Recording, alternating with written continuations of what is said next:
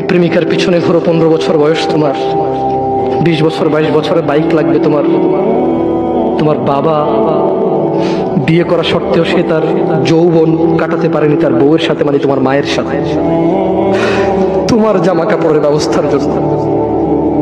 তুমি বুঝো যুবক, তোমার বাবার বয়স এখন 40, সে তোমার মার কাছে আসলে আর অনুভূতি নেই, তার শক্তি কমে গেছে। তুমি বুঝবা না যুবক। 15 বছর বয়সে তুমি যত উত্তেজিত, তোমার বাবা 30 বছর বয়সে এরকম ছিল, সে আসতে পারেনি। তুমি পড়বা বলে, তোমার স্কুলের ফি লাগবে বলে, that much he loves you. তোমার বাবা তোমাকে এত ভালোবাসে যে তোমার এই খারাপ বাবাটা যে তোমাকে বাইক নিয়ে দেয়নি।